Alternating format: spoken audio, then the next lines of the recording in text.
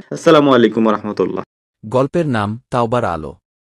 পরিচিতি: গল্পটি আবর্তিত হয়েছে হানিফ নামের এক যুবকের জীবন ঘিরে, যে শহরের এক প্রান্তে বেড়ে উঠেছিল ভুল পথের ছায়ায়, কিন্তু আল্লাহর রহমত ও তাওবার মাধ্যমে ফিরে এসেছিল সঠিক পথে। এটি আত্মশুদ্ধি, অনুশোচনা ও আল্লাহর অপার দয়ার গল্প। দ্বিতীয় অধ্যায়: নিয়তির ধাক্কা। একদিন হানিফ তার এক বন্ধুর সঙ্গে এক দোকান লুট করতে যায়। কিন্তু ভাগ্য খারাপ, পুলিশ এসে পড়ে এবং তার বন্ধু গুলিবিদ্ধ হয়ে মারা যায়। হানিফ ধরা পড়ে এবং কারাগারে ৩ বছরের সাজা হয়। জেলের জীবন তার জন্য ছিল এক নতুন অভিজ্ঞতা।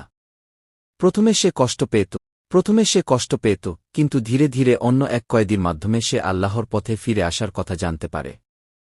ওই কয়েদির নাম ছিল আব্দুল কাইয়ুম, যিনি একসময় ছিলেন একজন নামকরা পণ্ডিত, কিন্তু ভুল পথে গিয়ে পরে তাওবা করে নতুন জীবন শুরু করেন। কাইয়ুম ভাই হানিফকে বলেন, হানিফ, মানুষ ভুল করে, কিন্তু সবচেয়ে বড় ভুল হল সেই ভুলকে ঠিক বলে মেনে নেওয়া। তুমি এখনও ফিরে আসতে পারো। আল্লাহর দরজা কখনো বন্ধ হয় না।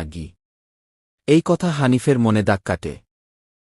ভিডিওটি ভালো লাগলে একটি লাইক, কমেন্ট, শেয়ার করে দিবেন। আপনার একটি শেয়ার অন্য মুসলিম ভাইবোন বা অন্য ধর্মের ভাই বোন দেখার সুযোগ পাবে। চ্যানেলটি সাবস্ক্রাইবার করে দিবেন।